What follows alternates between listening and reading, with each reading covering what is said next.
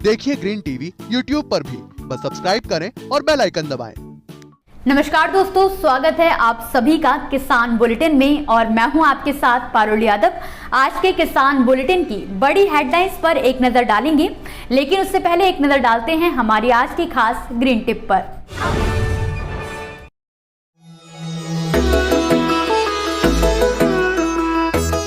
खरबूजे की जब बुआई की बात आती है तो जो बीज है अच्छी किस्म का हो, बीज को आपको दो चीज़ों से प्रॉटेक्ट करना है, फफूंदनाशक दवा से और जीवाणु खाद से। फफूंदनाशक दवा से हमेशा बीज पहले प्रॉटेक्ट होता है, उसके बाद जीवाणु खाद से होता है। जहाँ तक जीवाणु खाद की बात आती है, खरबूजे में भी पीएसबी और एजोटोबैक्टर का ही टीका लगता है और टीका लगाने का तरीका वही है कि हम आधा से 1 लीटर पानी लें, उसमें 50 से 100 ग्राम गुड़ लें, पानी को अच्छी तरह उबाल लें, उबालने के बाद इस घोल को ठंडा होने दें। ठंडा होने के बाद इसमें 1 पैकेट एजोटोबैक्टर, 1 पैकेट पीएसबी, ये दोनों ही जीवाणु खाद का मिला लें और पूरे बीज को अच्छी तरह से उपचारित करें, जिससे पूरे बीज के ऊपर जीवाणु खाद का आवरण बन जाए। उसके बाद इस बीज की बुआई कर सकते हैं। आपको हमारी आज की खास ग्रीन टिप कैसी लगी और आपका इस पर हमारे लिए क्या सुझाव है, हमें कमेंट बॉक्स में लिखकर जरूर बताएं। फिलहाल अब एक नजर डालते हैं किसान बुलेटिन में आज की बड़ी हेडलाइंस पर।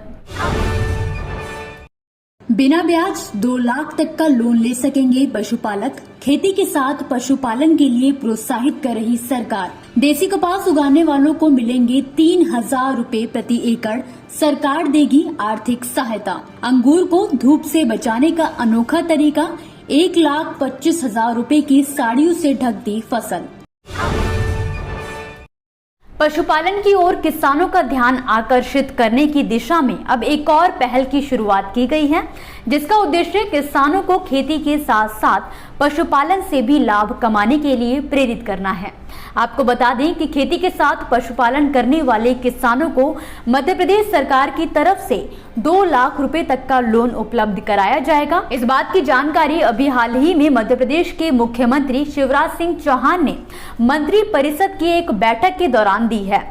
उन्होंने पशुधन के लिए किसानों को 0 ब्याज दर पर लोन देने का फैसला किया है, जिसका लाभ प्रदेश के सभी किसानों को मिलेगा। किसानों को ये लोन खास तौर पर पशुपालन गतिविधियों के लिए पशुपालन एवं डेयरी विभाग के माध्यम से उपलब्ध कराया जाएगा। इस बैठक में गाय, भैंस, बकरी, सुअर, मुर्गी पालन के लिए 0% ब्याज दर पर अधिकतम राशि 2 लाख रुपए की साख सीमा उपलब्ध कराने का फैसला लिया गया है। इसके लिए किसानों को 0% ब्याज दर से किसान क्रेडिट कार्ड उपलब्ध कराया जाएगा, जिसमें सरकार की तरफ से किसानों को पशुधन की खरीद के लिए अधिकतम 2 लाख रुपए तक का लोन मिलेगा। हालांकि इस पर बिना किसी ब्याज के किसानों को केवल मूलधन ही वापस करना होगा। लौटाना होगा। जाहिर है कि मध्य प्रदेश की शिवराज सरकार प्रदेश में किसानों को खेती के साथ साथ पशुपालन करने के लिए लगातार प्रोत्साहित कर रही है। इसके तहत कई योजनाएं भी चलाई जा रही हैं, जिनका लाभ सीधे किसानों को मिल रहा है। खेती का रकबा बढ़ाने की कोशिश में जुटी हरियाणा सरकार हर दिन किसानों के लिए नए नए ऐलान कर रही है।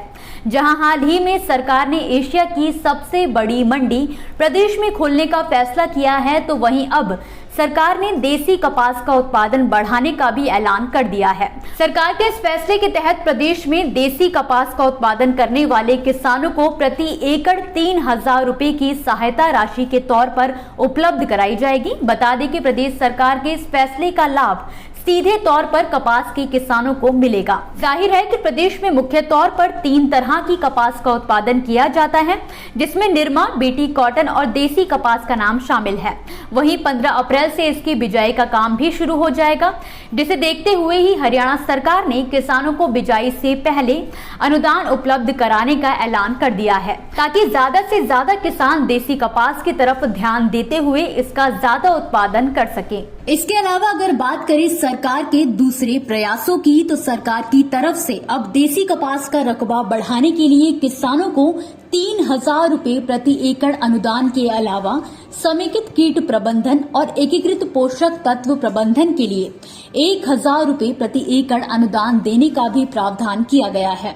बता दें कि पिछले साल रोहतक जिले के किसानों ने 13,354 एकड़ क्षेत्र में कपास की खेती की थी, जिसे प्रदेश सरकार इस साल बढ़ाकर 20,000 एकड़ में करना चाहती है।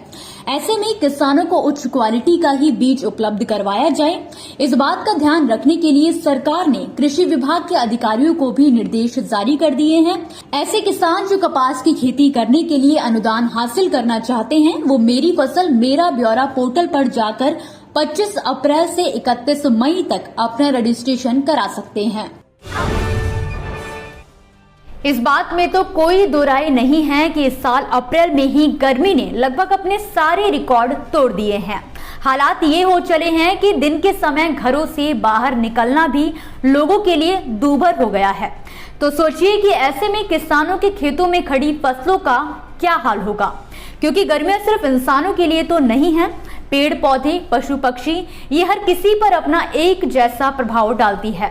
इस समय महाराष्ट्र के नासिक जिले में अंगूर के बागों का भी कुछ यही हाल हो रहा है, लेकिन यहाँ के किसानों ने समय ना गवाते हुए इस समस्या का एक रामबाण तोड़ निकाला है, जिसकी चर्चा अब हर जगह हो रही है। दरअसल निपाड़ा तहसील के गांव विंचूर के किसानों ने अपने अंगूर के बगीचे को 1,25,000 रुपए की साड़ियों से ढक दिया है, जिससे वो सीधे सूरज की किरणों से संपर्क में आने से बच रहे हैं।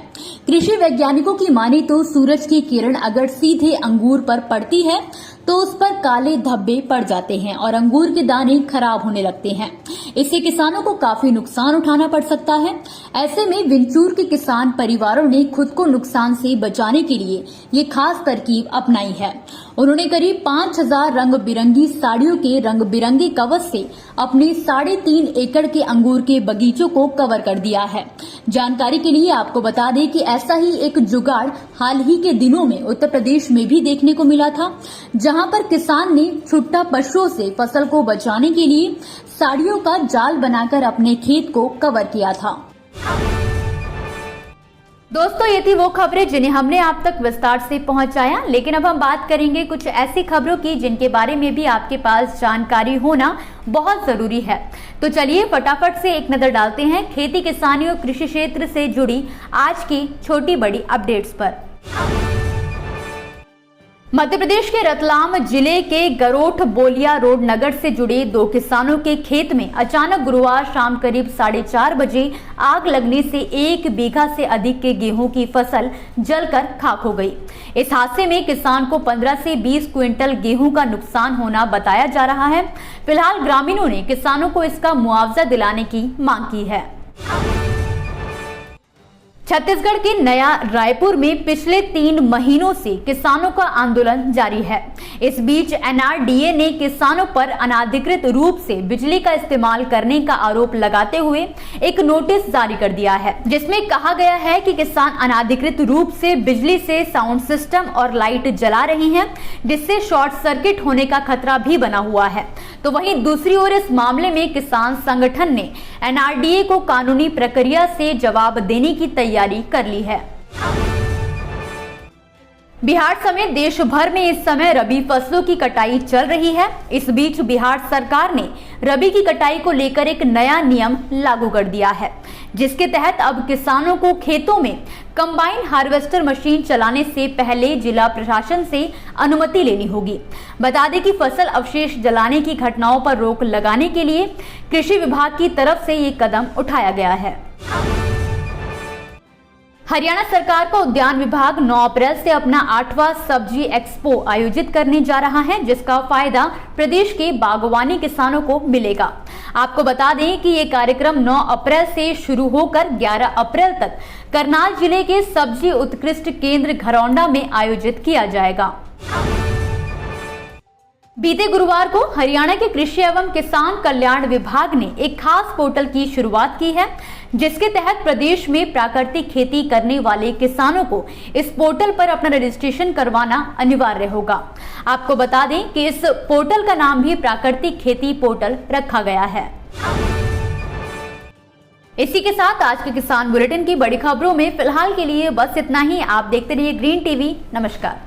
देखिए ग्रीन टीवी यूट्यूब पर भी, बस सब्सक्राइब करें और बेल आइकन दबाएं।